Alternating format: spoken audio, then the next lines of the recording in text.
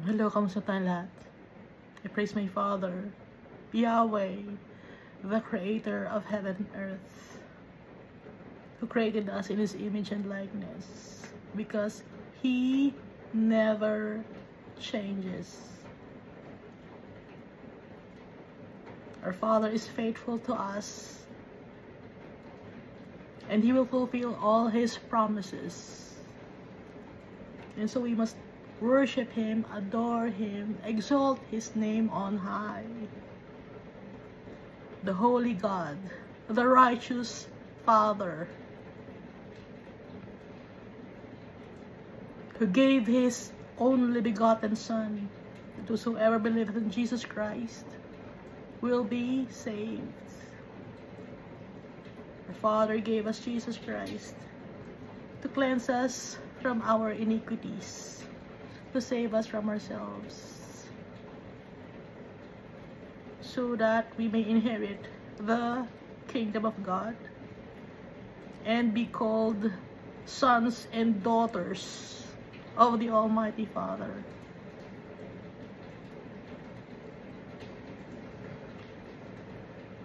Our Father is very open when it comes to His plans for us. He's honest. He shows His mercy and grace through actions and words and promises, and He fulfills all of those things. Jesus Christ gave His life for His friends, and we are blessed because the King of Kings is our friend. He is not only our friend, He is also our high priest. He is also our Redeemer, mediator, the man clothed in linen, the man with an inkhorn. He's the one writing our names in His book of life. And it says here in Revelation chapter 3 verse 20 to 21, behold, I stand at the door and knock. If anyone hears my voice and opens the door, I will come into him and dine with him, and he with me. Nagsasalita dito si Jesus Christ. To him who overcomes, I will grant to sit with me on my throne. To sit with Jesus on His throne. Kasama natin si Jesus. To rule in His kingdom that will never end. That's the kind of friend that we have in Jesus. As I also overcame and sat down with my Father on His throne. So, another proof that Jesus Christ is also God like the Almighty Father. So, sino magsasabi na hindi God si Jesus? Proof to. May throne si Jesus Christ, may throne si Almighty Father. And Jesus Christ sits at the right hand of the Almighty Father. Jesus also forgives sins like the Almighty Father. Jesus is one with our Father, and we are one with Jesus Christ, and so we are also one with our Father.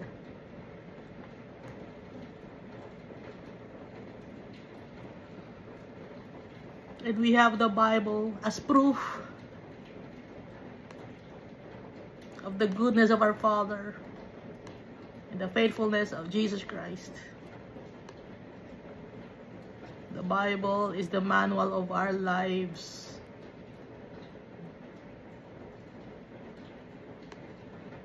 It's not just a history book.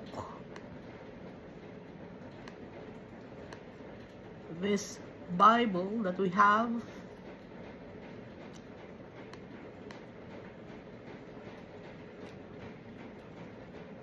is authored by our Almighty God.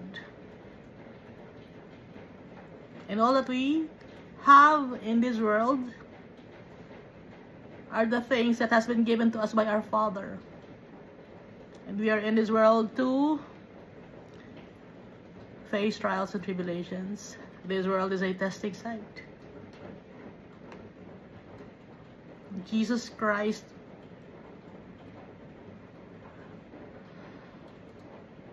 has overcome this world. And so we will overcome this world because Jesus Christ is our strength. He is the way, the truth, and the life.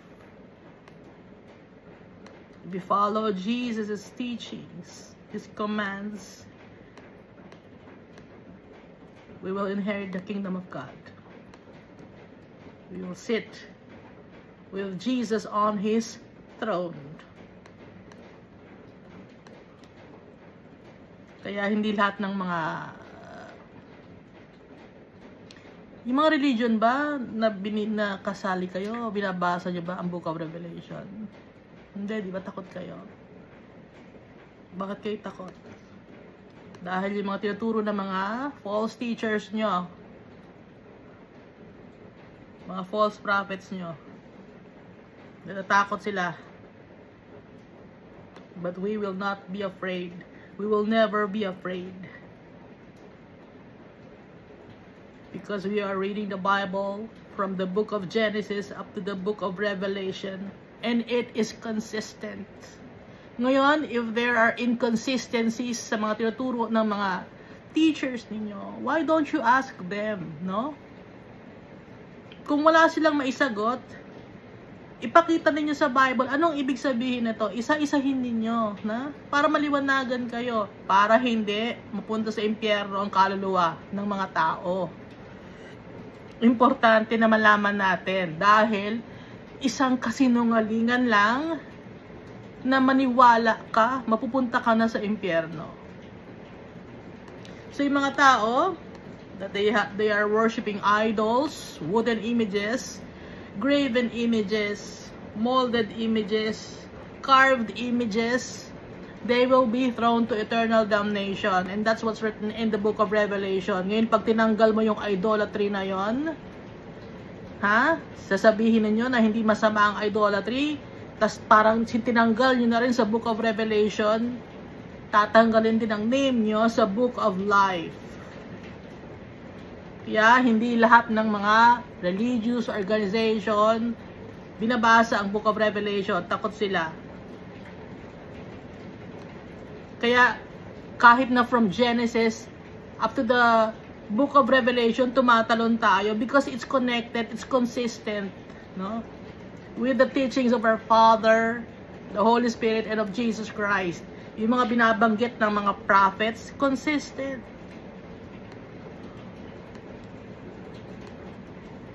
There's no discrepancy. Ngayon, kung may discrepancy, bakit ganun? Kung may mga questions kayo sa mind ninyo, tapos hindi nyo kinaklarify at ayaw ninyong maniwala sa truth, alam nyo na ang pupuntahan ng inyong mga souls. Dahil importante ang souls natin. Dapat makabalik kay Almighty Father. Ang body natin, yung body natin, mababalik lang sa alikabok. Kaya nga pag ang tao wala na sa katawan niya, ang tawag na lang ay body. It's not human anymore, but it's only a thing. Isang bagay na lang, hindi na siya human. Bakit hindi na siya human? Wala nang man kasi yung man may hininga yon, may spirit yon, may soul yon. Kung wala nang soul ang katawan ng tao, bali wala na. Basura na lang. Okay? May nakikita ako na sinasamba yung mga skeleton.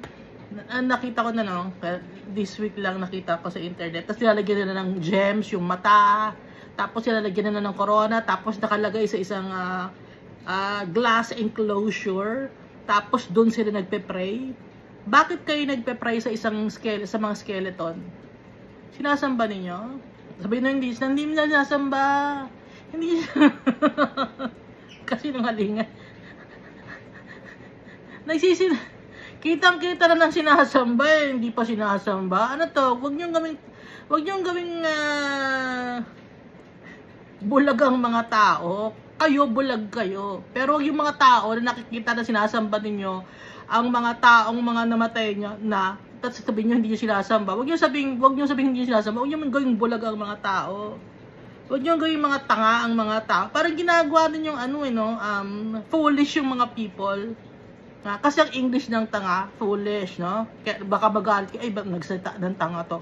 Kasi ang English ng tanga, i-search nyo. Ang English ng tanga?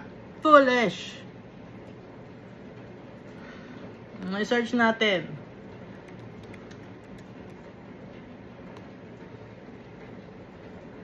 Stupid or foolish. Ha? Huwag yung gawing stupid yung mga tao. Ha?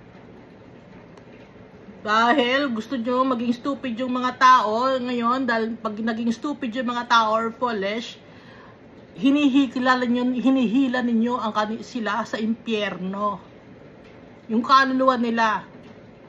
Kung gusto nyo, kayo na lang. Pero yung mga tao, huwag nyo hilahin sa impyerno. Dahil tayo kay Almighty Father tayo, dapat yung soul natin makuha rin ating birthright, ang ating inheritance. Ang ating inheritance, yung Almighty Father. He is our treasure. So dito tayo, no, i-recap natin Genesis chapter 16, 17, and 18. In Genesis chapter 16, ibinigay ni Sarah si Hagar kay Abram.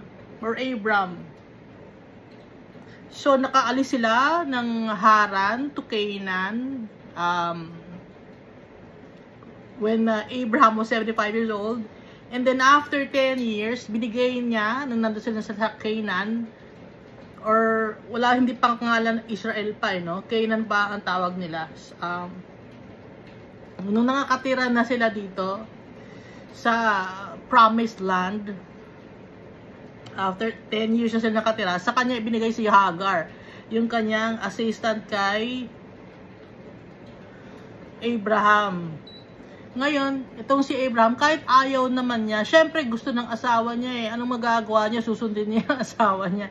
So, Abraham impregnated Hagar. Nabuntis si Hagar, but Hagar became arrogant.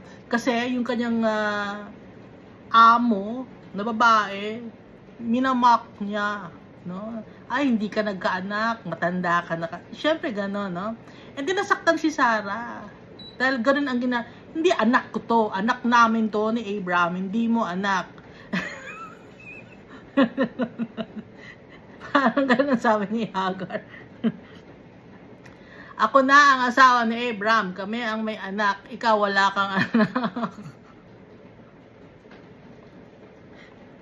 So, nasaktan si Sarah. Kasalanan naman niya kasi. Kung hindi naman siya kasi nakikialam, nagde-desisyon siya, pala-desisyon si Sarah. Kung hindi siya pala-desisyon, hindi mangyayari yon. Ha? Siyempre, si Abraham, na-stress din siya. No? O sige, ikaw naman, maid servant mo naman yan si Hagar, gawin mo sa kanya ang gusto mo. No? So, pinalaya siya ni Sarah. Nung pinalaya si Sarah, the angel of the Lord, ningatan ni Almighty Father yung anak ni Hagar. Bakit? Kasi it's the child was also associated with Abraham. Mahal ni Almighty Father si Abraham. Bakit? Ba't mahal ni Almighty Father? Abraham was the only one who heeded his calling. Nung time na to, marami namang tinawag si Almighty Father, pero si Abraham walang tanong-tanong. Sunod agad siya.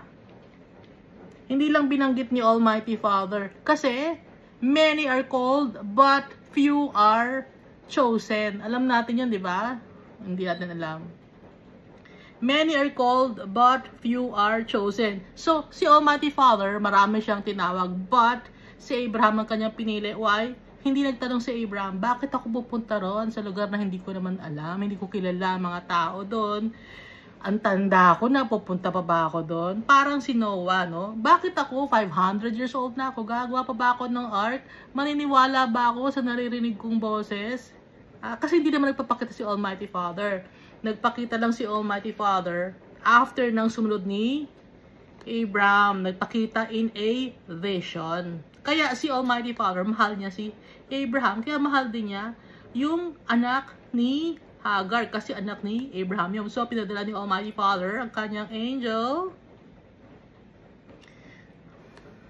So, the angel of the Lord found her by the spring of water in the wilderness, in the spring of the way to Shur.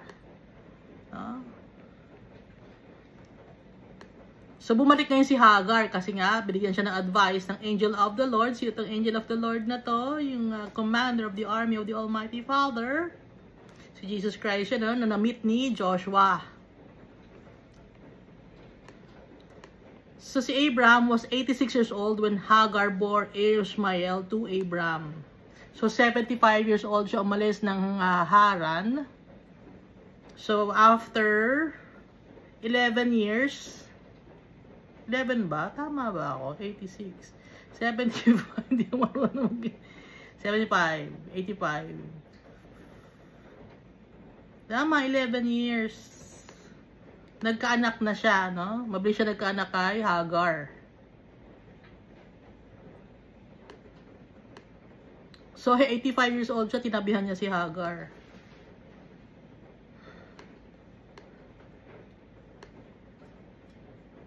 And dito naman sa Genesis chapter 17, si Almighty Father appeared to Abraham. Nagpakilala si Almighty Father. I am El Shaddai, Almighty God, walk before me and be blameless. So, this is the first time that the Almighty Father showed Himself to Abraham. It's in a vision. Dahil hindi pwedeng harapan, mamamatay si Abraham. So, yung covenant, inulit ni Almighty Father na magiging father of many nations or many country, si Abraham.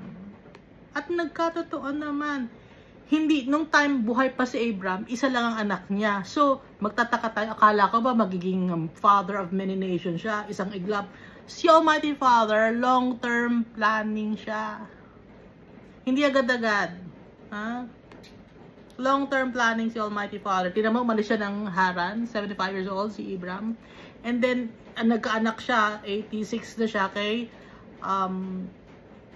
Hagar. And then, nung siya ay 100 years old, saka siya nagkaanak kay Sarah, na ang anak nila si Isaac. So, 25 years ang nagdaan, yung promise ni Almighty Father. Tinutupad niya kahit na gaano katagal dumating ang panahon.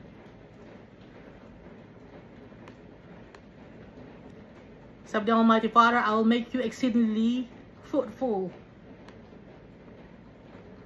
Kings shall come from you. So, yung mga countries na United Arab Emirates, yung Kingdom of Saudi Arabia, yung Qatar, yung mga Shemites, okay? Yung mga dikit-dikit na yon, na country na yon. Nakikita niyo ba yung map?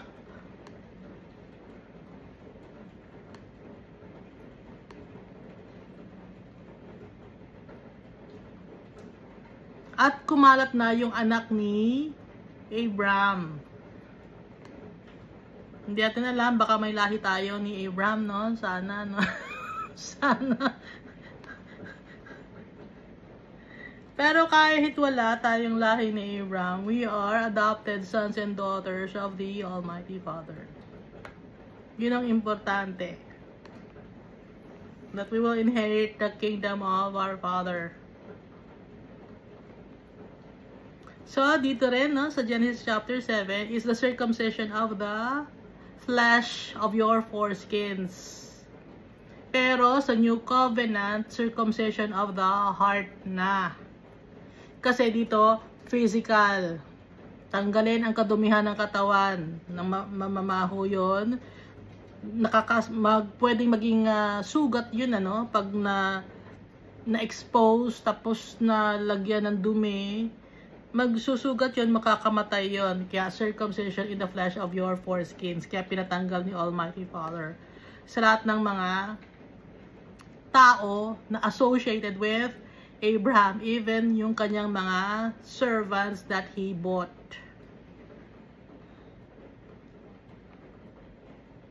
So he was circumcised at the age of, ano nga ba to?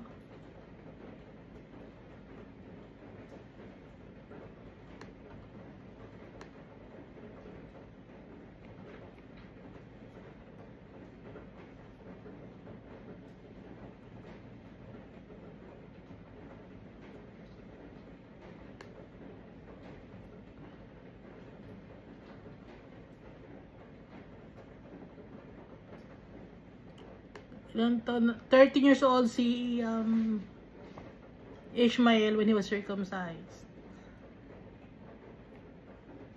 Sabay sila ng kanyang father na si Abraham.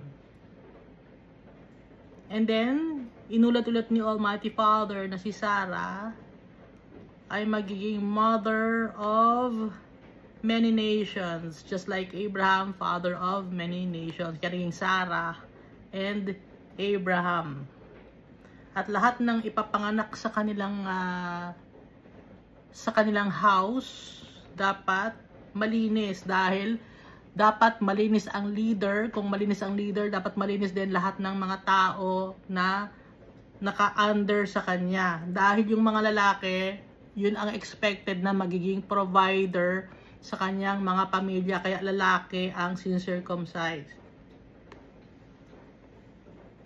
Dahil yun ang head of the family. Kung maayos yung head of the family, dapat maayos din ang lahat ng kanyang mga anak, pati yung asawa. Ngayon, inassume ni Abraham na si Ishmael yung magiging anak niya, na magkakaroon siya ng madaming anak. Pero sabi ni Almighty Father, hindi. Ang pangalan ng anak mo ay Isaac, because you laughed. Pero ibe-bless ko si Ishmael. Bakit ibe-bless ni Almighty Father si Ishmael? Kasi associated siya with Abraham, whom the Almighty Father loved. Kaya ibe-bless din ni Almighty Father si Ishmael.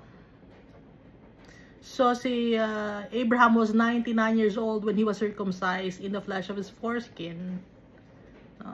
And then his son was 13 years old, si Ishmael.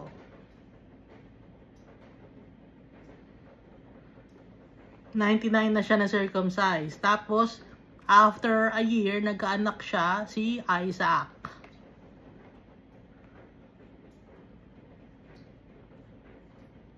Genesis chapter 18. Recap natin na si Almighty, na the Lord appeared to him by the terebinth tree of Mamre. Hindi ito si Almighty Father. Hindi siya nagpakilala na I am the Lord God, no? Hindi siya nagpakilala. Kundi alam na ni Abraham. Kasi iba ang itsura niya. Kaya nga nakalagay dito 3 men. Alam natin ang mga angels kamukha natin. Wala silang wings, no? Baka angel to, pero malalaman natin na angel to pag may wings. Hindi, walang wings ang mga angels.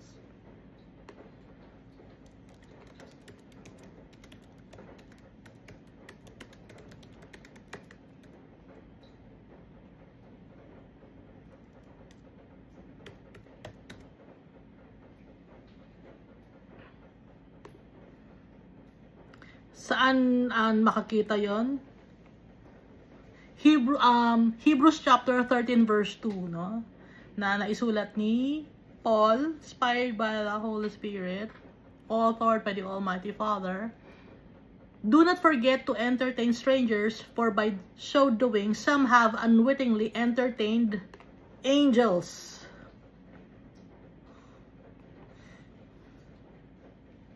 Kaya walang wings yung mga angels dahil hindi mo malalaman na angel sila. No? Sino bang, ulitin ko, sino nagsabi na may wings ang angels? Wala namang wings ang angels. Sinungaling yon, kasinungalingan yon. Merong mga statue, may wings yung mga angels, dun sa mga kung ano, ng mga structure na pinupuntahan ninyo, may mga pakpak na malalaki. Wala namang wings ang angels. Bakit may wings ang angels ang ginagawa ninyo? Anong... hindi nagbabasa ng Bible. Hindi nagbabasa ng Bible yung mga religious leader na yon, yung gumawa ng religion na yon, or kung ano ang religion kayo sakop na meron kayong may mga pakpak yung mga angels niyo, hindi kayo nagbabasa ng Bible. Anong pinituturo ninyo? Culture and tradition ninyo na inspired by paganism. Okay? So, itong Bible, hindi to paganism. Ngayon, kung hindi kayo Bible-based, you are pagans. Dahil yung mga angels nyo may pakpak, ba't ganon? Walang pakpak ang mga angels. Ang may pakpak, cherubim, seraphim, or the four living creatures. Yung tatlong yon na names, iisa lang sila, no? Iba lang ang tawag sa kanila, pero iisa lang sila. Iba lang ang description ng pagkakakita ni Jeremiah ba yun? Ni Isaiah, tsaka ni Zechariah, or Ezekiel. At nakita rin ni Daniel, no? Si John the Evangelist. Yon ang may mga wings. At saka yung mga bata na mga lumilipad na may pakpak, hindi yun angel, ha? Si ano yun? Sa Greek mythology yun or Roman mythology, yun ay si Cupid. Lagyan nyo ng pakpak si Cupid. Hindi na angel yon. Associated naman yon sa pag-worship kay Molech. Yung ino-offer yung kanilang mga anak kay Molech, sinusunog dahil isip nila na yung bata na yung pag ino-offer nila yung bata na yun na magbibigay sa kanila ng kayamanan. Ngayon, natutuwa sila na ibigay yung bata, yung anak nila doon para mapupunta kay Molech. Nagkaroon ng pakpak. No? That's paganism. Kaya bakit merong mga ganun din sa inyo? Ha? Mali-mali ang turo sa inyo. So, bakit lang natin ngayon lang nalaman ito? Dahil ngayon lang tayo nagbabasa ng Bible. Yung the people before us who have read the Bible, they knew the truth. Wala na sila, wala tayong internet noon. And sometimes yung kanilang mga nasulat baka nasira na, no? But we have the Bible. Kahit sirain to ng mga tao, kahit sunugin, hindi mawawala. Because the Almighty Father is protecting His words. Kailangan mabasa ng tao sa buong mundo. Lahat ng tao dapat ma-inform. Para walang magsisihan, hindi kami na-inform, hindi namin alam, no? Walang makakapagsabi ng mga tao na gano'n, na hindi ko alam. Bakit ako nakapunta sa impyerno? Hindi ko alam. Maganda ang ginagawa ko, ah. O, meron kang maling ginawa. Idolatry.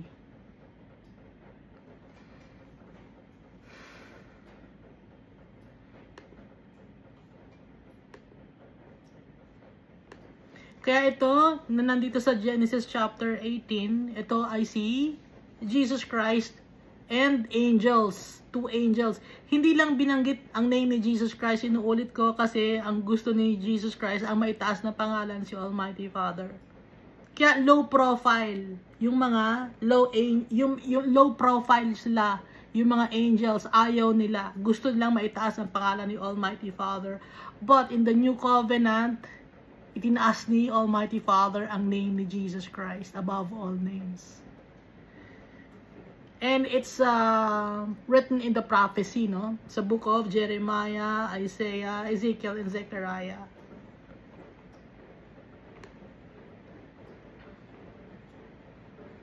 So, yung three men na to, three angels sila, kasama ni Almighty Father in heaven, inutusan ni Almighty Father. Kumain sila, uminom, nagpahinga, naghugas ng paa, pinaglingkuran ni Abraham. And then, ang sabi, ni Lord, asan na si Sarah? Here in the tent, I will certainly return to you according to the time of life. According to the time of life. Ha? Kasi may ibang time frame si Almighty Father. Ngayon, para maintindihan ni Abraham at ni Sarah kung kailan ang balik, according to the time of life. No? And behold, Sarah, your wife, shall have a son. But Sarah was listening in the tent door kasi ang bahay nila ay tent.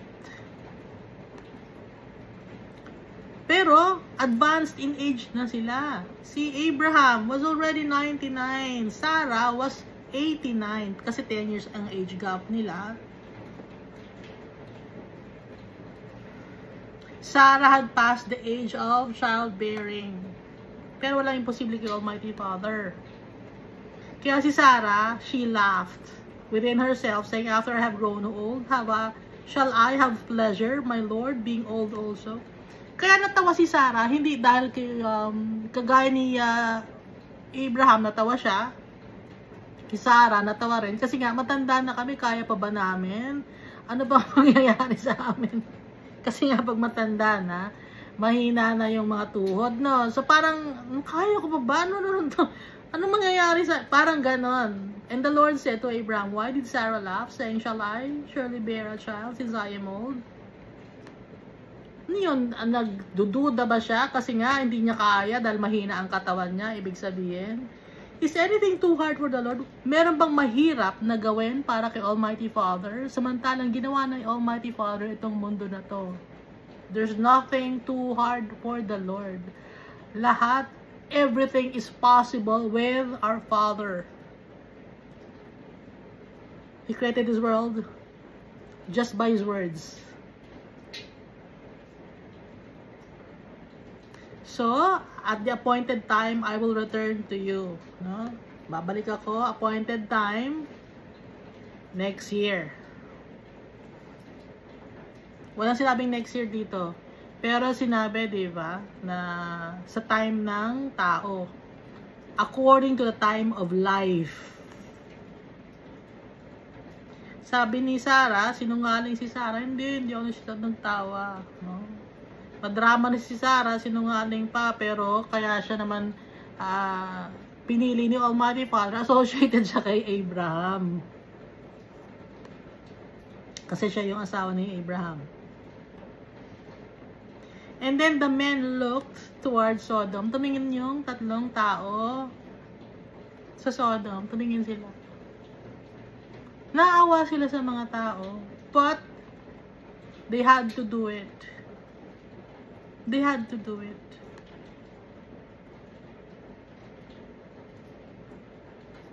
Bakit? The outcry against Sodom and Gomorrah is great. People were crying for justice and mercy. Dahil nga, sobra na ang kasalanan na ginagawa ng mga tao sa Sodom and Gomorrah.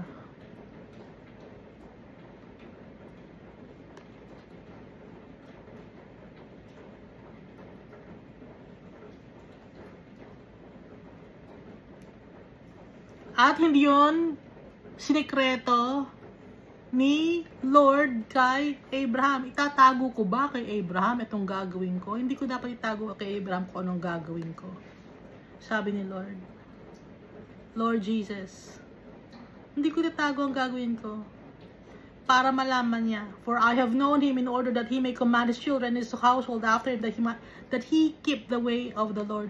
Para magkaroon siya ng takot, sundin ang commands ni Almighty Father, dapat malaman niya kung ano ang gagawin ko sa Sodom and Gomorrah.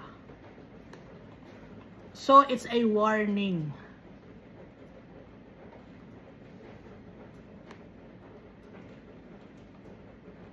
So, sino ang nagpunta sa Sodom and Gomorrah? Only 2 men. Hindi 3. Yung isang man, natira kay Abraham. Sino yung natira? Si Jesus yon, yun si Lord Jesus. Yung other men, 2 sila na napunta sa Sodom and Gomorrah, sila ngayon ang mag-assist kay Lot. Bakit hindi nagpunta si Jesus or si Lord Jesus dun sa Sodom and Gomorrah? Sodom and Gomorrah was very unclean. Nakita natin, di ba, sa history ng Kings, 1 Kings and 2 Kings, 1 Samuel and 2 Samuel, 1 Chronicles and 2 Chronicles. Sometimes yung mga king hindi nagpupunta. Ang pinapadala nila ay ang kanilang commander. No? May mga emissary sila. Ganon ang nangyari. Pinadala ni Almighty Father si Lord Jesus. Pero hindi Jesus, kasi nga ang ibig sabihin ng Jesus, Savior. Hindi niya sinasave yung mga tao. Kaya hindi pa niya sinasave ang mga tao dito. Hindi pa time para siya ay ipakilala sa mga tao. Sana may nakakaintindi. Pero wala nakakaintindi.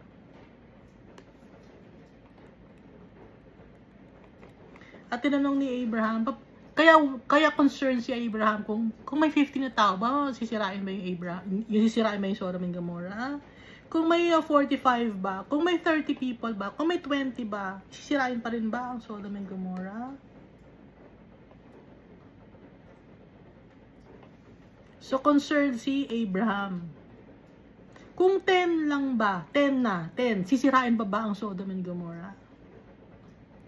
I will not destroy it for the sake of 10.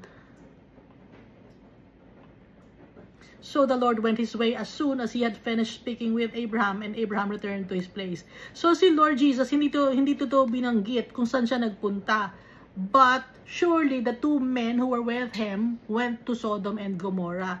So that's in Genesis chapter 19, no? So dito sa Genesis chapter 19, ito na yung the depravity of Sodom. Itong Sodom, ang lahi nila, lahi ni Ham, Cush, no? Yung lahi that was cursed by Noah.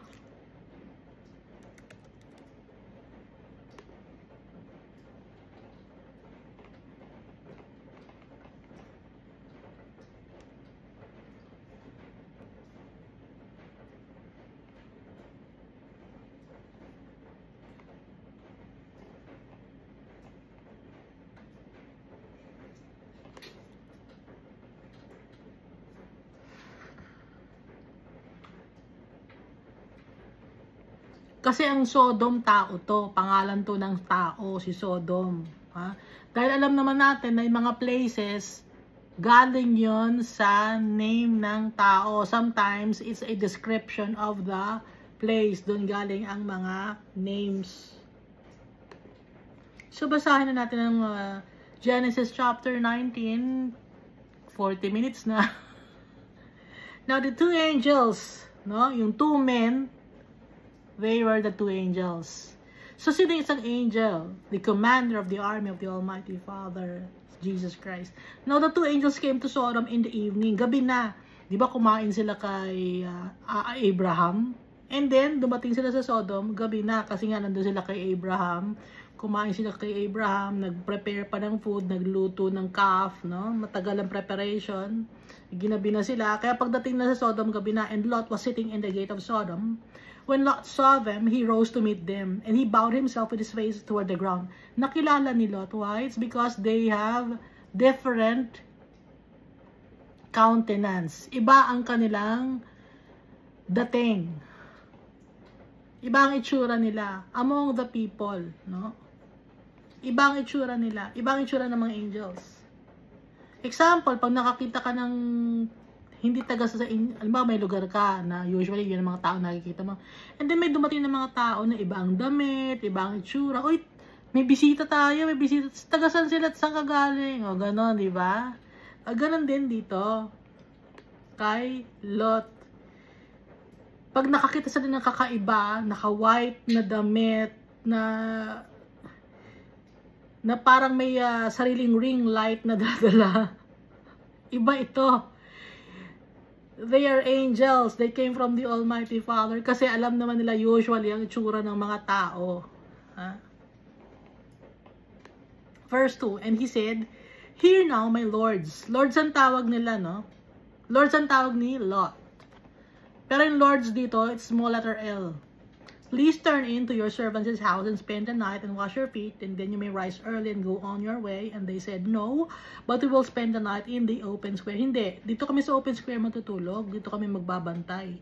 Pero ang sabi ni Lot, hindi, gusto ko sana na dito kayo sa loob ng bahay. Kakain kayo dito, dito kayo magpahinga, maghugas kayo ng paa. Kaya, bakit lagi maghugas ng paa? Kasi nga marumi, maalikabok. Ha? Maalikabok. Kung maglabas lang kayo sa bahay, hindi pa naman uso ang sapatos doon, lalabas kayo sa bahay, maalikabok, ha? Lalo na to, puro desert, puro parang, ano ba tawag doon? Puro lupa. No, we will spend the night in the open square, sabi ng 2 angels. But he insisted strongly, pinilit ni Lot. Bakit pinilit ni Lot? Alam ni Lot. Aware si Lot kung ano ang kalakaran ng mga tao sa Sodom. No? Pag alam mo yung kalakaran ng mga tao, hindi, dito ka lang. Alam ko yung mga tao dyan, delikado, delikado. No, alam ni Lot. So they turned into him and entered his house. Then he made them a feast and baked unleavened bread, and they ate. Pero ang mga angels, pwede rin hindi sila kumain. Ha? Pwede rin hindi sila kumain. Pero since nag-prepare ng pagkain as a gesture of thanking the hospitality of Lot, kumain sila. Verse 4, now before they lay down, the men of the city, the men of Sodom, both old and young, all the people from every quarter surrounded the house. Tingnan mo, bata o matanda, bago matutulog na sana, yung mga angels, si Lot, yung family niya, the men of the city, ang dami nito, men of the city. Ha? Hindi lang to isang barangay. The men of Sodom, both old and young, matanda at bata. Bakit matanda at bata? Yung kasalanan, kalat na. Ha? Naghawa-hawa na ng kasalanan. Nagkahawaan na ng evil entity or evil spirit sa kanila. Yung old, pinatulan yung young. Yung young, pinatulan yung old. Young to old, old to old. Ayan, dumami na sila. Wala itong pinagkaiba sa society natin ngayon. Kaya dumadami ang mga tao na gusto nila na iba ang gender nila because they were abused when they were kids. Aminin natin, they were abused. But not all of them, no, hindi lahat sila, gusto nila na manatiling biktima. But most chose to be like those who abused them. Perversion. Kasi nagkaroon na ng nawala na yung innocence sa kanilang mind. Ay baka baka ganito ako, kagaya ako nung nag-abuso sa akin. Nawala na yung innocence. And at the same time, naging parang hinahanap-hanap na ng katawan nila. It's lust of the flesh. Naghahanap din sila ng pagmamahal. Akala nila pagmamahal yun. But it's not love, it's lust. So all the men from every quarter are surrounded yung bahay ni Lot. Pinalibutan ng mga lalaki na gustong tabihan yung dalawang angel. Imagine that. And they called to Lot and said to him, where are the men who came to you? Asa na yung mga lalaki? Nakakatakot yung itsura ng mga tao. Where are the men who came to you? Asa na sila? Kasi nga magaganda yung mga angels. Ha? Magaganda ang itsura. Men, mukhang lalaki, no? Pero magaganda. Kasi ang mga angels, wala namang gender. Maganda ang face.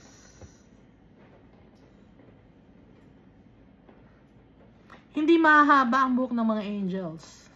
Ha? Bakit may nakikita akong sa mga statue na naman mahaba na? Ba't kailangan mahaba ang buhok? Hindi ba pwede maikli ang buhok? Bakit nyo pinapahaba ang buhok ng mga statue ng mga angels? Total, hindi naman angels ang statue na ginagawa ninyo, diba? Sige, gawin nyo ng mahaba. Gawin nyo na ang gusto yung gawin.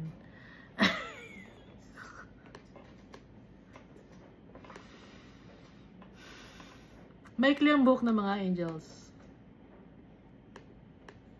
So Lot went out to them through the doorway and shut the door behind him. Ngayon, where are the men who came to you tonight? Asan yung mga lalaki na dumating sa iyo ngayon? Ha? Ilabas mo siya, ilabas niyo. Naku, ang gwapo nun eh. Gusto type ko yung isa ron. Bring them out to us that we may know them carnally. Ha? Anong know them carnally? I-check ko yung synonym ng carnally. Para makakilala namin sila carnally. Ano yung carnally?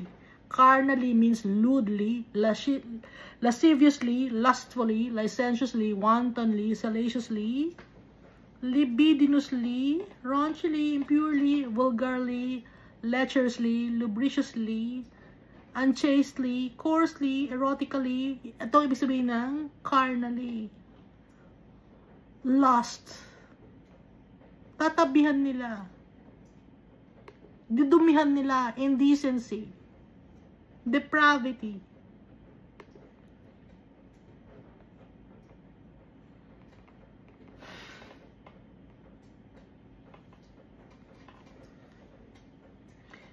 Sasabihin yan, ganyan ba tao nun?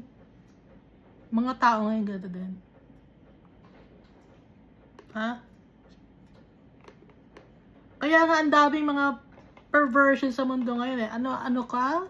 The gender that was assigned to be at birth is ganito. But I am trapped in a woman's body. I am trapped in a man's body. Bakit nagkakaganon? It's because of lust. Kunyari na trap ka, you were being lied to and manipulated by the devil. Sinira ang mind mo. And then your body craves for things that are not natural. At saka yung mga taong nagharap sila ng pagmamahal. Hindi, walang nagmamahal sa akin na, kung ba, lalaki ako, walang nagmamahal sa akin na babae. Sa lalaki na lang din ako papatol, baka yun ang magpamahal sa akin. Or pag babae ka, tapos walang lalaki nang nililigaw sa akin eh. Ako na lang ang mangliligaw, tapos ako na ang magmamahal sa babae. Ganun ang ginagawa. And meron din akong nalaman sa isang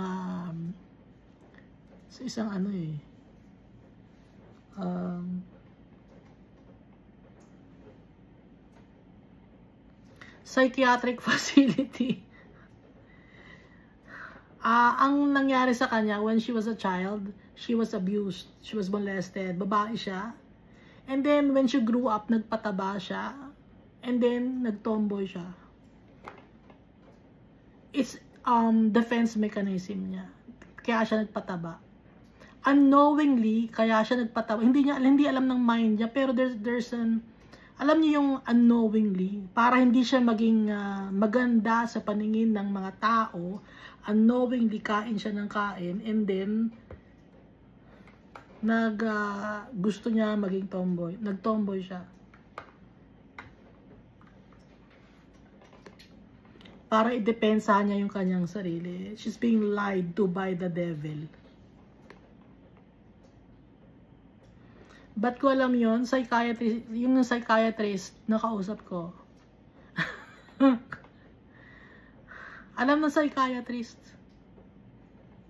Alam yung history. Kaya yung mga ganyang bagay, check yung history. Ano bang nangyari sa'yo? Gaya nung isang gay, dati siyang gay, no? He admitted that when he was 6 years old, he was molested. Nakakaawa, di ba? So, nung lumaki siya, akala niya ganun siya. Nawala yung kanyang innocence, nabuksan yung mind niya sa perversion. So, balik tayo dito, no? So, hindi lang ngayon nangyari yun, kahit noon pa. Kaya, there's nothing new under the sun. Verse 6, so Lot went out to them through the doorway and shut the door behind him. Ang ginawa ni Lot, lumabas si Lot. Hindi naman nag-type si Lot. Hindi nila type si Lot, matanda na si Lot. Hindi gwapo si Lot. Lumabas si Lot, tapos sinara niya yung pinto sa likod niya. Huwag kayong magkagulo. Bakit nyo? Bisita ko yun eh. Ha? Sabi ni Lot and said, please my brethren, do not do so wickedly. Huwag niyong gagawin yan. Bisita ko sila. Kaya hindi nga pumayag si Lot na sa open square magstay ang mga angels. And said, please my brethren, do not do so wickedly.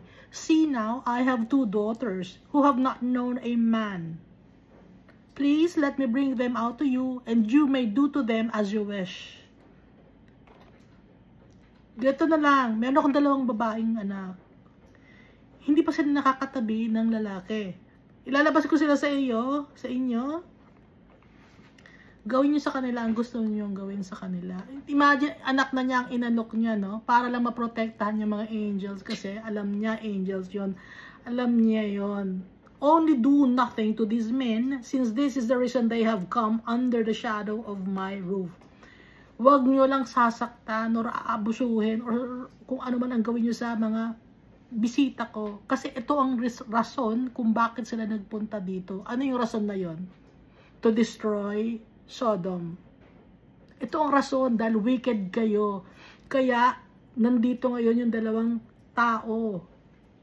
Kaya nandito na sila sa aking bahay. Yun yung rason kung bakit nagpunta sila dito. Kaya huwag nyo silang sasaktan. Matigas yung ulo ng mga perverted men. And they said, stand back. And then they said, this one came in to stay here. And he keeps acting as a judge. Now we will deal worse with you than with them. Lumayo ka dyan, umalis ka dyan sa pinto. Ha? Alam mo, hindi ka naman talaga taga dito eh. Sabi ng mga Sodomites. Hindi ka talaga taga dito. Bisita ka lang dito, na dito ka lang tumira, di ba? Pero hindi ka naman namin talaga kakilala. Ha? Ay bakit anong judge ka ba? Wala ka namang pwesto rito, hindi ka naman namin kaano-ano. Tumira ka lang dito. Gusto mo, di ba, tumira dito? Now we will deal worse with you than with them. So they pressed hard against the man Lot and came near to break down the door. So inipit nila si Lot. Ngayon, dahil galit kami sa'yo, Lot, hindi ka naman talaga dito, hindi ka namin kamag-anak, hindi kami kaano-ano, wala ka, hindi namin, tubira ka lang dito, nakikisali ka lang sa amin, sa grupo namin, wala, basta papasok kami dyan, pinitpit nila si Lot sa pinto. Siyempre sila hirap na hirap mahihinga yun, mamamatay yun. Verse 10, but the men reached out their hands and pulled Lot into the house with them and shut the door. So ang ginawa ng angels,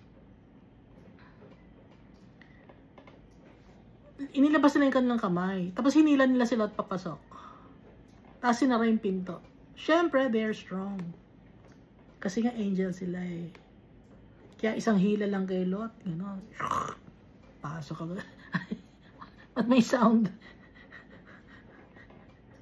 Pasok agad si Lot doon sa bahay. Tapos sinara yung pinto. And they struck the men who were at the doorway of the house with blindness, both small and great, so that they became weary trying to find the door. So anong ginawa ngayon ng mga angels? They struck the men who were at the doorway of the house with blindness. Binulag nila yung mga tao, yung mga lalaki, perverted men, the Sodomites.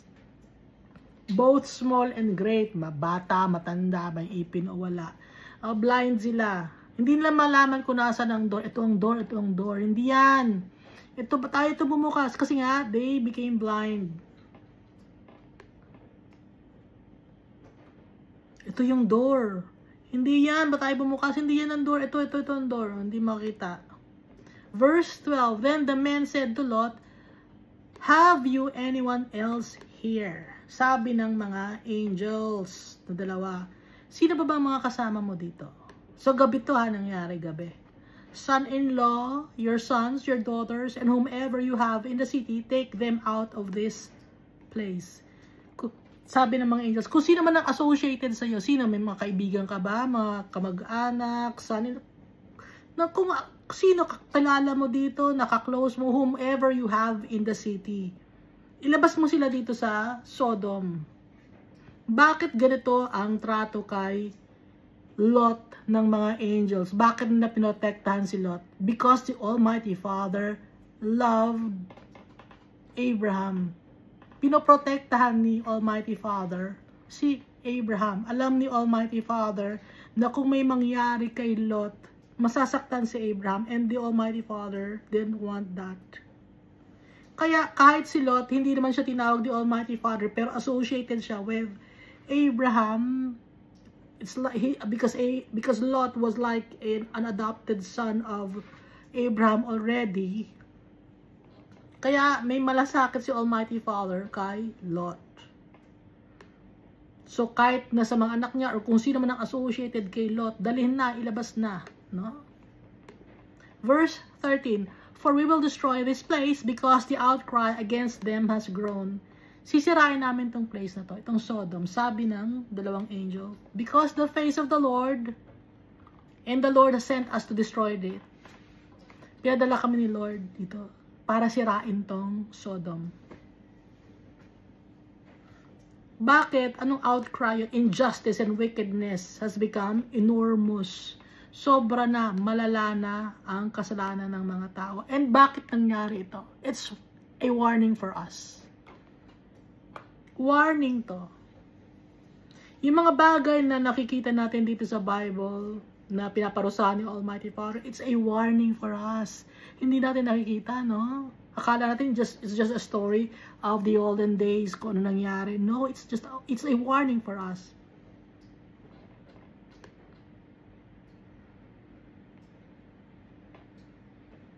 Verse 14.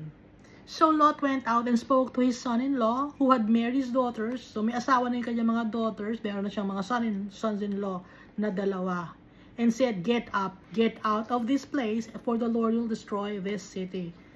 So bagong kasal pa lang yung kanyang mga anak, wala pang nangyayari, no? Bagong kasama lang nila sa bahay, wala pang nangyayari. Pero ang time, tumayo na kayo, sisirain ni Almighty Father, sisirain ng Lord itong city, itong Sodom.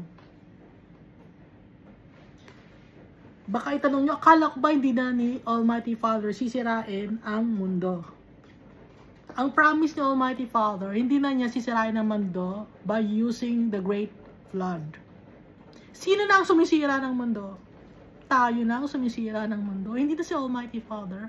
Tayo na ang sumisira ng mundo.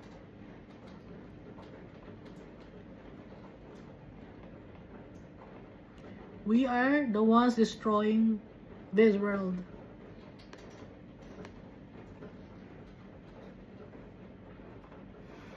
O bakit nagkakaroon na ang flood? Ngayon, tayo na ang gumagawa ng daan para magkaroon ng flood. Greediness, selfishness.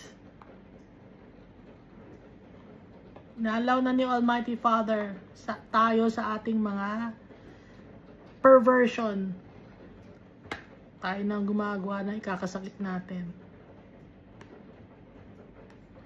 So, nung time na to, no, yung mga sons-in-law ni Lot, may warning na. But to his sons-in-law, he seemed to be joking. Akala nagbibiro lang. Ito, biro lang. Ito, joke lang yan.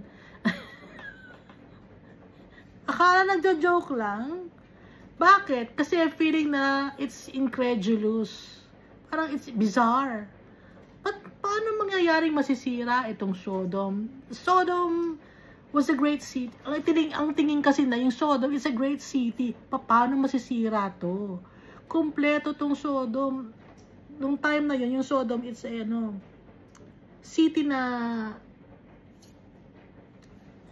parang industrialized city na.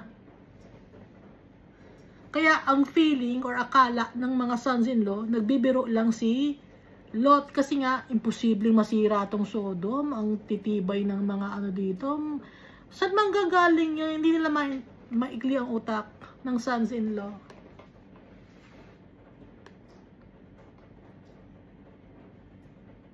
Gaya nung time ng Noah's Ark, nang magpaparating na yung Great Flood, ilang years nag-warning si Almighty Father, binigyan niya ng warning si Noah, at si Noah ay nag-warning sa mga tao, 100 years. 100 years nag-warn si Noah sa mga tao, hindi siya pinakinggan. Akala nagbibiro lang, akala joke lang, joke lang. Akala joke lang.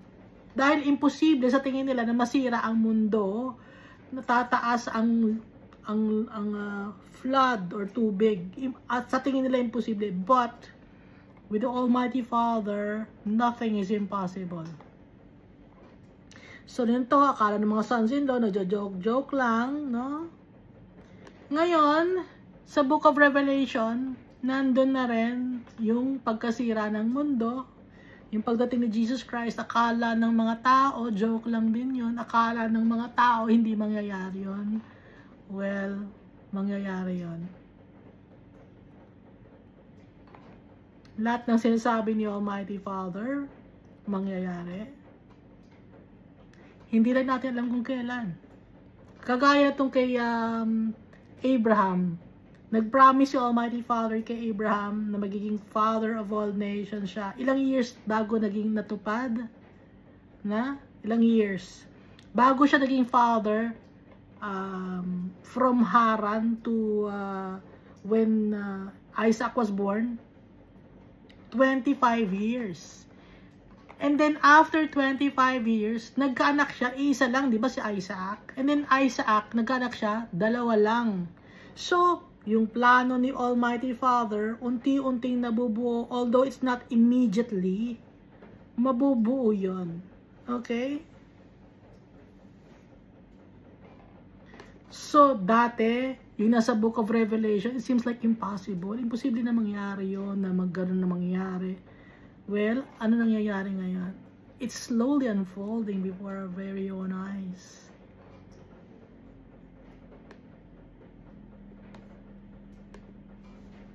So, dito tayo sa verse 15.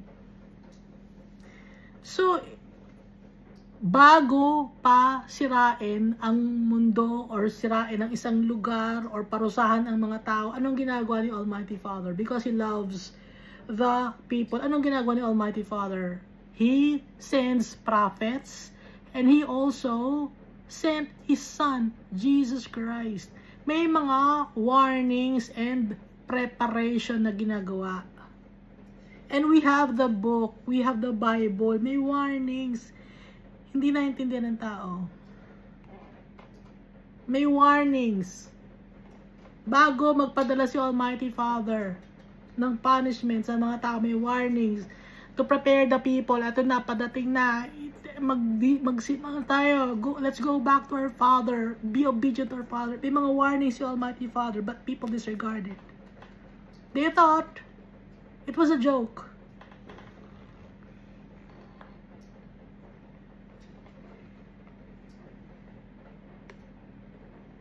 They don't take it seriously. People don't take it seriously. People don't take the word of the Almighty Father seriously.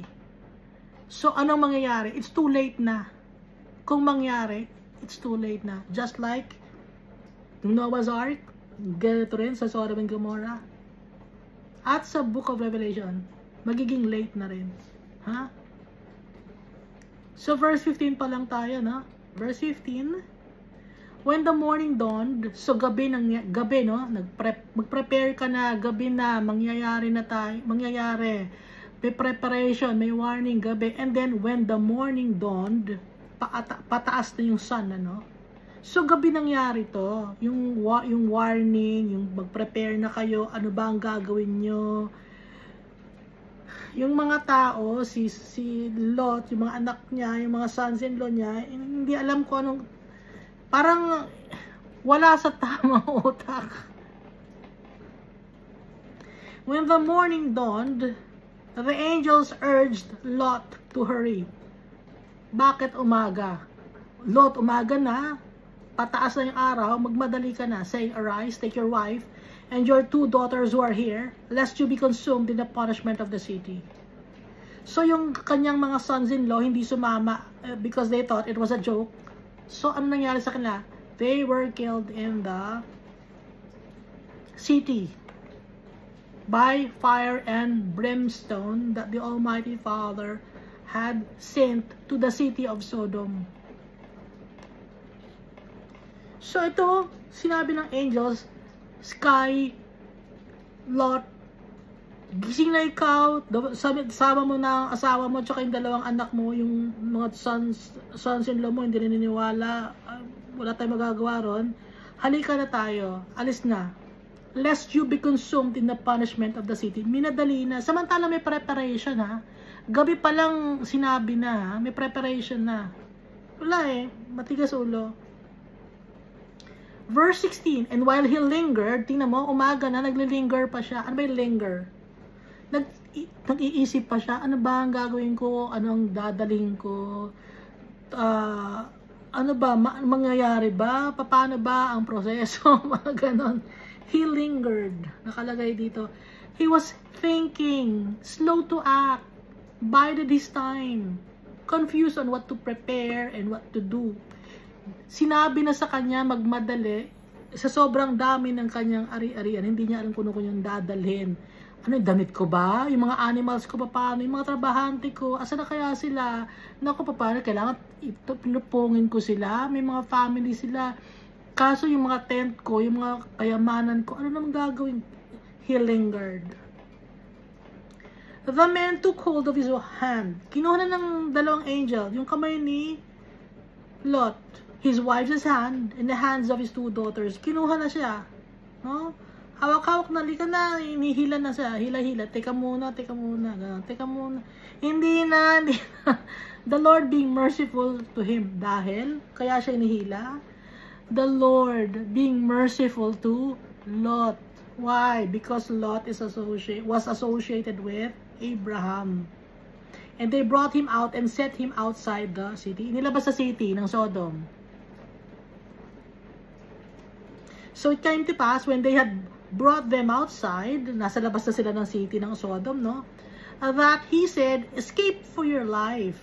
Do not look behind you nor stay anywhere in the plain. Escape to the mountains lest you be destroyed. Tumakbo na kayo, wag na kayong lilingon. Ha? Wag na kayo dyan stay. Layo na kayo, wag na kayo magstay sa plain. Kasi baka tamaan pa kayo ng fire and brimstone. Tumakas na kayo, magpunta kayo sa mountain, mataas na lugar. Verse 18, then Lot said to him, or to them, please know, my lords, indeed now your servant has found favor in your sight, and you have increased your mercy, which you have shown me by saving my life, but I cannot escape to the mountains, lest some evil overtake me and die. Ang daming problema na itong si Lot. Minamadali na siya, pero ang dami niyang reason. I cannot escape. Hindi ako marunong magpunta ng mountain. Baka patayin ako sa mountain. Isinasave na nga siya sa fire and brimstone. May papatay pa ba siya sa mountain? Sa kanya sa mountain? He had no faith in the Almighty Father. Wala siyang faith kay Almighty Father. I-compare natin kay Abraham, no? Si Abraham, anong sabi ni Almighty Father kay Abraham? Abraham, umalis ka na dyan sa lugar sa Haran, punta ka ng Canaan, doon ang lugar mo. Ibibigay ko sa'yo. Walang rebat, naku, anong mangyayari sa akin? Pag pumunta ako sa Canaan, baka may mangyayari sa akin, baka saktan nila. Walang takot. Si Abraham, he was already 75 years old. Whereas with Lot, ang daming dahilan. Baka kung anong mangyari sa amin, baka kung anong papagod ako. Ang daming dahilan. Pero sinong ngayon ang gagayahin natin? Si Abraham.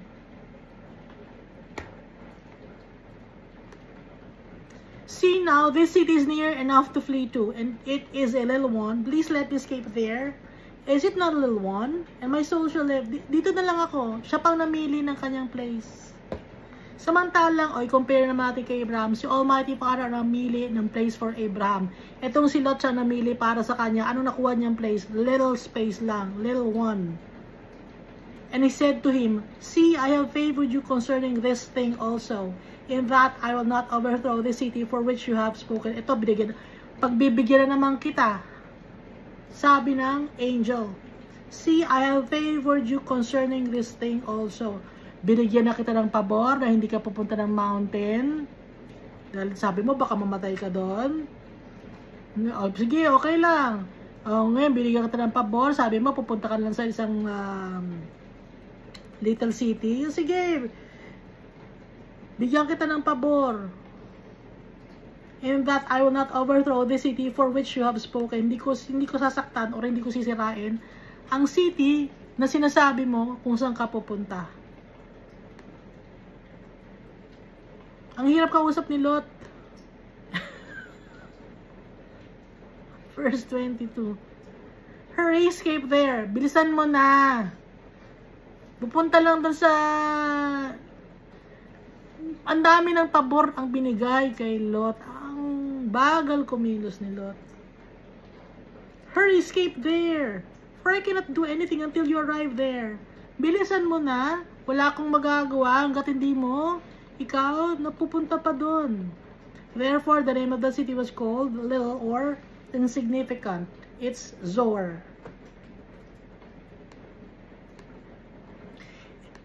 Sa sobrang pagmamahal ni Almighty Father kay Abraham, inantay pa nila na maging safe si Lot. Ha?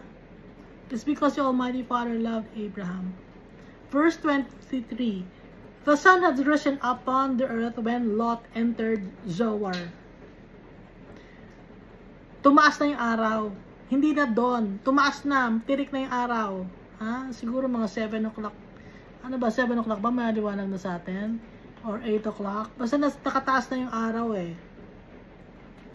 Nung nakapanta si Lot sa Zoar.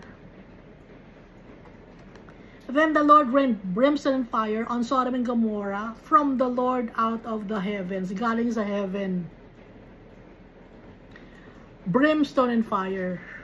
Nung pagkapasok ni Lot sa Zoar, nung mataas na yung araw. Bakit nangyari sa umaga ito? Nakalagay sa Luke chapter 12 verse 2 and 3. For there is nothing covered that will not be revealed, nor hidden that will not be known. Therefore, whatever you have spoken in the dark will be heard in the light, and what you have spoken in the ear in inner rooms will be proclaimed in the housetops. Kaya ginawa na umaga na sirain ang Sodom and Gomorrah nung taas na yung araw para makita ng mga tao, matuto ang mga tao, makita nila na yung mga bagay na ginagawa sa dilim ng mga tao, it will be broadcasted. Ipapakita kung bakit nasira ito, nasira to. Sinira ni Almighty Father because the people were wicked.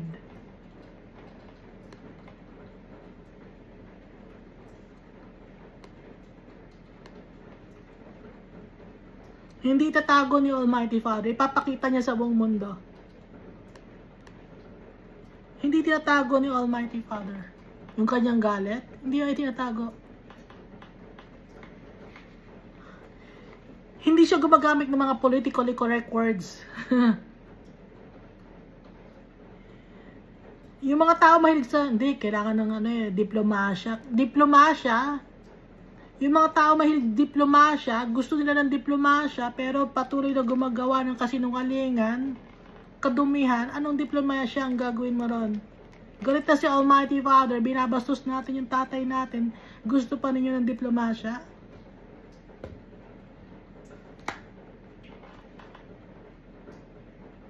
Gusto niyo pa na hindi, respeto natin yung kanilang paniniwala. Ipaniniwala na yung kamalian, kasinungalingan, nire-respeto mo. Sumasamba ng mga kahoy, bakal, semento, gawa ng tao, inuukit, ire-respeto mo. Paano mo ire-respeto yun? Hindi ko kaya.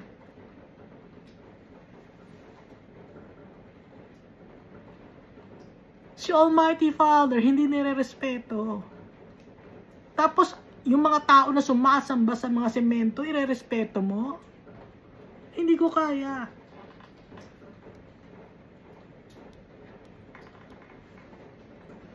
Nagpapakalat ng kasinungalingan, ire-respeto mo.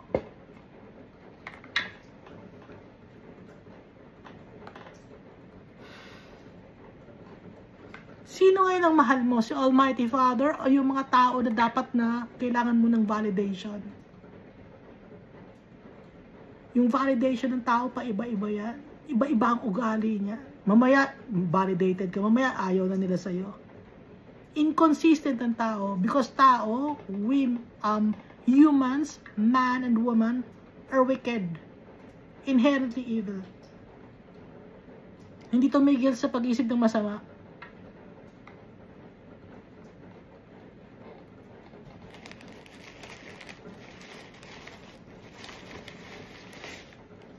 Ito ha, tissue to. Magdodrawing ako ulit ito ngayon ng babae na mahaba ang buhok. Ha? Gagandahan ko ang pagkakadrawing. Tapos, lalagyan ko siya sa ulo ng bilog. Ha? Idodrawingan ko ng bilog. Tapos, kunyari, mahaba yung damit niya. Tapos, may corona siya. Tapos, ipapakita ko sa iyo gano'n. Ipapakita ko sa inyo, kunyari, may drawing dito na babae na may corona, na maganda ang damit, may hawak-hawak na bata, pero drinowing ko lang siya. Sasambahin ninyo? Gawa sa tissue? Sasambahin? O, hindi, importante to. Naku, sambahin natin to, itabi natin.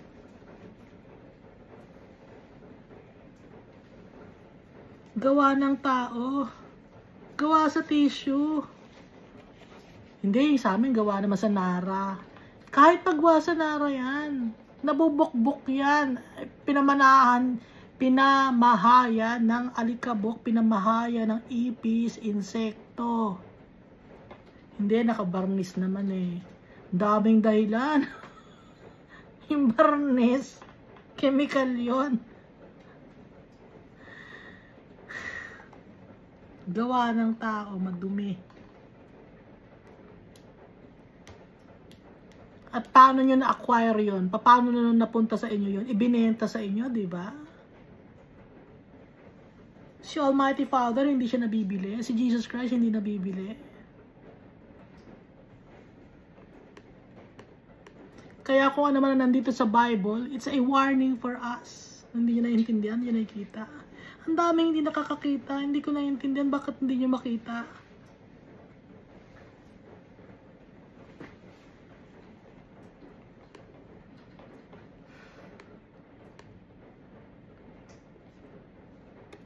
Kaya lahat ng kasalanan nandito sa Sodom and Gomorrah, sinira ni Almighty Father, brimstone and fire. Alam niyo ba yung brimstone? Sulfur. Lahat ng mga bagay na dumidikit sa sulfur, sira. Maliban sa sulfur, apoy pa. On Sodom and Gomorrah, for the Lord out of heavens, galing sa heaven. So he overthrew these cities, all the plain, all the inhabitants of the cities, and what grew on the ground. Animals, tao, lahat ng mga bagay, kahit ginto, sira. Kahit mga bahay, kahit na mga importante na mga sa tingin ng tao na magaganda, sira. Mga puno, sira. Verse 26, but his wife looked back behind him, and she became a pillar of salt. Sabi ng angel, huwag ka nang lilingon. Ha? Huwag ka nang lumingon. Ba't ka lumingon? Bakit lumingon yung asawa ni Lot? Kaya naging salt siya ngayon, naging asin. Lumingon siya dahil lang hihinayang siya. Napakalaki ng city ng Sodom. Mayaman yung Sodom na city. Ha? Andun din yung kayamanan ni Lot, yung mga animals niya, yung mga tauhan niya, yung mga gold nila, yung mga silver nila. So, ang dala-dala lang ni Lot at ng kanyang mga anak at ng kanyang kasawa ay kung ano lang damit nila. Hindi sila nakapag-prepare. Kasi they lingered. Wala, hindi sila nag-isip. Ba't hindi sila nag-prepare? Sa sobrang daming gusto nilang dalhin, hindi na nadala. Sa sobrang gulo ng utak nila, ha? At sa sobrang kung ano, wala silang nagdala at inalaw ni Almighty Father yun. Para ipakita sa atin na wala tayong madadala kahit ano pag nagalit si Almighty Father. Sample din to para sa atin, nakikita ninyo? Example para sa atin to na wala tayong madadala pag nagalit si Almighty Father. So, ano nangyari? She became a pillar of salt. Naging asin. And Abraham went early in the morning to the place where he had stood before the Lord. Verse 27. Naging asin. Namatay. Sabi, wag nang lilingon eh. So, yung wife ni Lot, meron siyang, ano pa rin, materialistic pa rin. Nang hinayang siya sa city. Verse 27, and Abraham went early in the morning to the place where he had stood before the Lord. Kinabukasan, no? Kinabukasan nung kay Abraham na, nagising siya ng maaga, pumunta siya ngayon sa place kung saan siya nakatayo kasama si Lord Jesus, or si Lord. Nandun siya sa place kung saan nakatingin si Lord. Nandun siya, tinignan niya. Then he looked towards Sodom and Gomorrah, and toward all the land of the plain.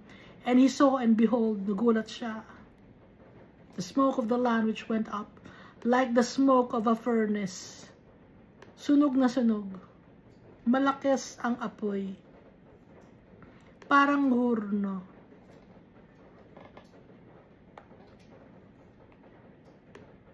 Verse 29, it came to pass when God destroyed the cities of the plain, that God remembered Abraham and sent Lot out of the midst of the overthrow, when he overthrew the cities in which Lot had dwelt. So, sinira ni Almighty Father ang Sodom and Gomorrah, pero inalala ni Almighty Father si Abraham, although Abraham didn't live in Sodom and Gomorrah, but the Lord remembered Abraham. The Lord God remembered Abraham. Bakit niya na-remember si Abraham? Sent Lot out of the midst of the overthrow. Prinotektahan ni Almighty Father si Lot for Abraham. Dahil nga pamangkin niya, mahal niya yung kanyang pamangkin. Family niya. Kaya pinotektahan ni Almighty Father si Lot. Not because Lot was faithful to the Almighty Father. It's not that. The Almighty Father loved Abraham. That's why he protected Lot. So kung sino ang associated kay Abraham, pinotektahan ni Almighty Father, even si Ishmael. Ganun magmahal si Almighty Father. Our Father is good.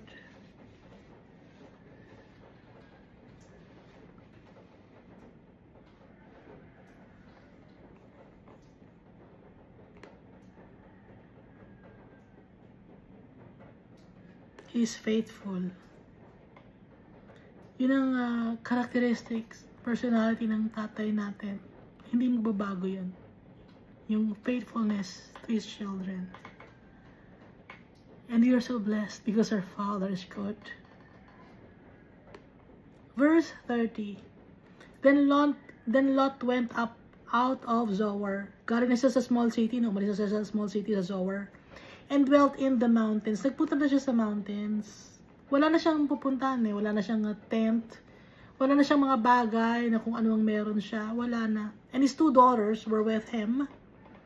For he was afraid to dwell in Zoar. And his 2 daughters dwelt in a cave. So, wala na yung kanyang wife. Ang kasama na lang niya yung kanyang 2 daughters. Doon sila sa cave tumira. Now the firstborn said to the younger, sa dalawang anak, no? Our father is old, and there's no man on the earth to come into us, as is the custom of all the earth. Babae na naman ang nag-decide. Babae na naman ang gumawa ng way, gumawa na naman ng desisyon na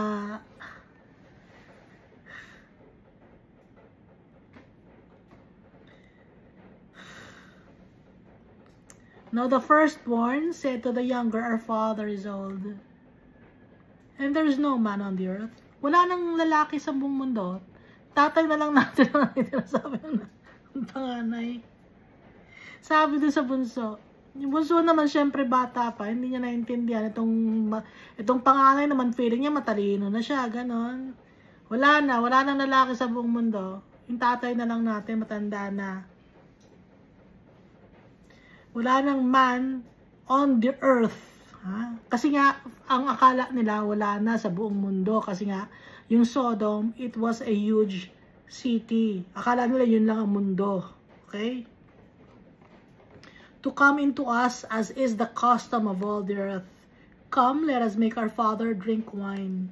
Halika, bigyan natin ng wine yung tatay natin. Lasingin natin. We will lie with him. Lalasingin natin. Decision na naman ng babae ito. That we may preserve the seed or lineage of our father. Para magkaroon ng anak ang ating tatay. Para ma-preserve yung kanyang lineage. Kailangan magkaanak ang tatay natin. Wala na yung nanay natin, tayo, walang asawa, sabi ng panganay, kailangan magkaroon ng anak. Ito yung tatay natin. Alam ko, hindi yan papayag, pero lasingin na natin. Walang magagawa yan. Pag lasing yan, lupay-pay na yan. Hindi na niya alam ang kanyang ano. Verse 33, so they made their father drink wine that night. O, nagplot na yung dalawang magkapatid. Yung tatay, walang kaalam-alam. Inosente yung tatay. The firstborn went in and lay with her father. Sa sobrang kalasingan, hindi niya alam ang nangyayari. Ngayon, yung mga taong lasing, alam nila yung mga nangyayari, ha? May mga lalaki dyan, lasing ako nung nangyari yon, hindi ko alam yun eh. Bata pa ang pinatulan. Hindi, magkatabi kami, parang anak-anakan ko na siya. Gano'n. Pero pinatulan niya. May motive na. May motive yung matanda. Ha? Kasi edad ng anak niya yun eh, yung tinatirabihan niya. May motive na yung matanda. Yung bata din, may motive na rin kasi wala siyang tatay. Kulang siya sa pagmamahal ng tatay. Meron siyang father issue. Pinatulan niya. Kunyari, lasing sila. Tapos inulit pa rin nila ulit. Kunyari, lasing ulit ako la. O, inulit-ulit, ha? Nabuntes. Ngayon, dito sa verse 33, they made their father drink wine that night. He didn't know. Hindi alam ni Lot. Ang nagkakwento ito si Almighty Father. Yung pagsa ngayon, no, alam nila yon, yung kanilang mga ginagawa sa ngayon. Alam ni Almighty Father yung mga kasinungalingan. Ha? Pamangkin pa niya sa kanyang brother-in-law. Parang stepdaughter ng kanyang kapatid. Kaedad ng kanyang anak. Pinatulan niya. Kunyari, barkada, bababarkada ka, kaedad ng anak mo, barkada mo, tapos ikaw matanda ka na, merong mali siya, na huwag tayong magsinungaling doon, na alam natin yon. Dito, kay Lot, tsaka sa mga anak niya, hindi alam ni Lot to, ang nagkakwento si Almighty Father. He did not know when she lay down or when she arose. Hindi nga niya alam na magkatabi pala sila ni Lot. Hindi alam ni Lot na tumabi pala sa kanya yung anak niya. At hindi niya alam na umalis yung anak niya. Basta nagising na lang siya. Walang nangyari. May nangyari ba? Parang, wala siya alam. Si Almighty Father nagkakwento nito kay Moses. Verse 34. It happened on the next day that the firstborn said to the younger, "Indeed, I lay with my father last night. Let us make him drink wine also, and you go in and lie with him." Alam mo, kagabi, katabi ko yung tatay. No? Kasi nilasing natin para mabuntis ako dahil wala ng tao sa buong mundo. Ngayon, ikaw naman ngayon. Lasingin ulit natin, tapos ikaw ngayon para pag nabuntis ka, tapos ako buntis din, mayroong tayong mga tao. And you go in and lie with him, that we may preserve the lineage of our father, or the seed of our father. Sabi ng panganay. Akala niya matalino na siya nang ginawa niya to. Uy, yung talino ko, nakaisip ako ng magandang ano ah. Akala niya matalino na siya. Nung nakaisip siya ng ganitong mga bagay. Yung mga tao naman na akala nila makakalusot sila sa kanilang mga kasinungalingan, sa kanilang mga paglalasing-lasing ko niya. Lasing ako nung nangyari yon, hindi ko alam yon. Tapos yung bata naman, dikit ng dikit sa kanya, dikit-dikit yung katawan niya. O ganon, ha? Kunyari, hindi nyo alam. Diyos ko. Ay. Alam ninyo yon. Ito, si Lot, tsaka yung si Lot hindi niya alam, yung mga anak niya, yan ang promotor. Verse 35, Then they made their father drink wine that night also, and the younger arose and lay with him. So yung bunso naman. And he did not know when she lay down or when she arose. Hindi alam na nagtumabi pala sa kanya yung kanyang anak na bunso. Nung kahapon, tumabi sa kanya yung anak niya na panganay. Kinabukasan, tumabi sa kanya yung anak niyang bunso. Hindi niya alam kung kailan tumabi ba or hindi ba tumabi. Kasi nga, iba ang wine noon sa wine ngayon. Gaya nung kay Noah, iba ang wine noon. Walang mga preservatives, walang mga chemicals. No?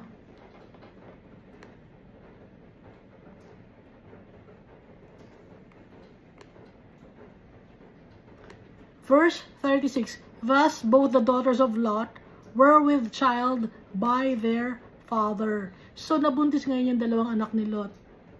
Ang tatay, si Lot.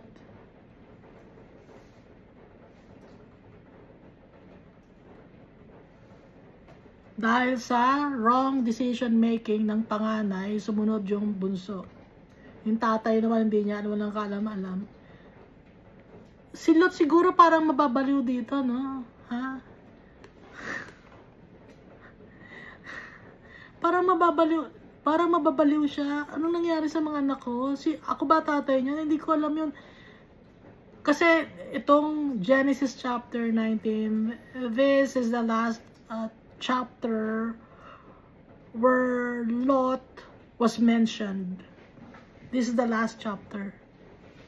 So, hindi natin alam kung ano nangyari kay Lot. So, parang pag nabuntis siya, parang mababaliw ako, parang hindi ko kaya. Anong nangyayari ba to sa akin? Parang nananaginip siya na, nagpanaginip na bangungot, no? Hindi niya matanggap.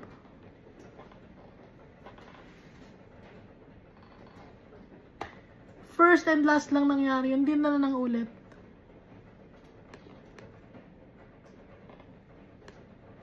Parang kay yung daughter-in-law naman niya, si Judah, at ang daughter-in-law niya na si Tamar. First and last lang yung nangyari sa kanila kasi nga si Tamar na naman ang nagdesisyon. Babae na naman ang nagdesisyon. Kaya nabuntis si Tamar, ang anak niya si Perez, tsaka sa kambal yung anak ni Tamar kay Judah na kanyang father-in-law.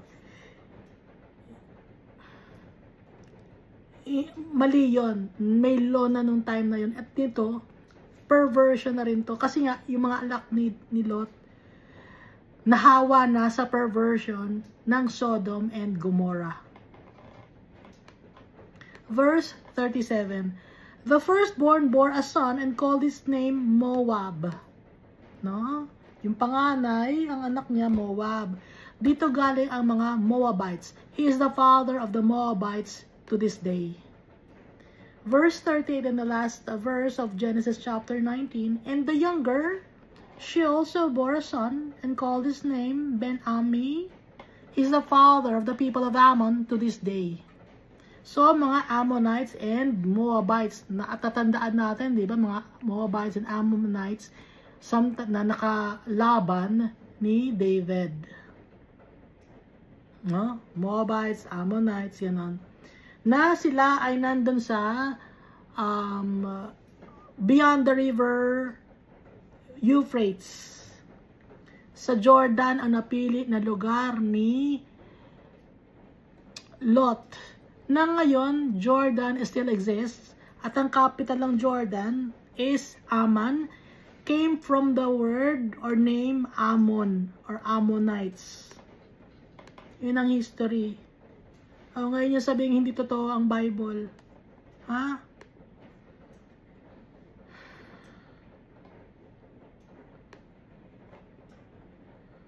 So, ito yung last chapter kung saan na-mention si Lot dahil hindi niya matanggap. Parang mababaliw siya. Wala yung asawa niya, tapos yung mga anak niya, hindi niya, paano nangyari ito, anak ko to, parang mababaliw si Lot.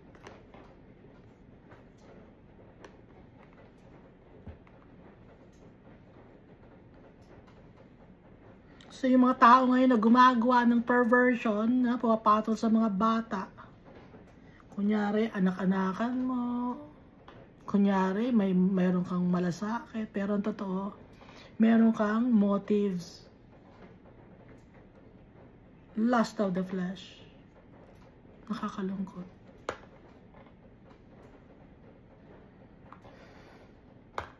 At maraming naapektuhan. Sira ang buhay ng tao. Sino ang gumagawa ng sira ng buhay ng tao? Tayo ang gumagawa ng sira ng buhay ng tao. Tayo mismo. Dahil wicked tayo, 24/7 ang utak natin gumagana sa wickedness. Si Almighty Father na nagsabi. Pero mapapatawad tayo sa ating mga kasalanan. We must stop doing wickedness. Dahil may mga warnings na ibinibigay si Almighty Father before siya magparusa ng mga tao. May mga warnings.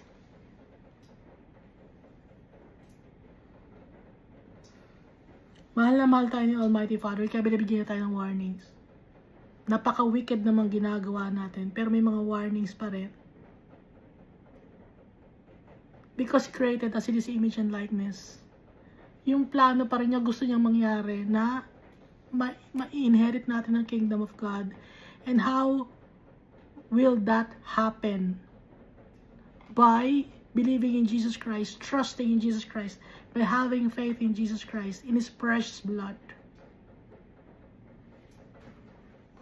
Our Father is merciful and kind.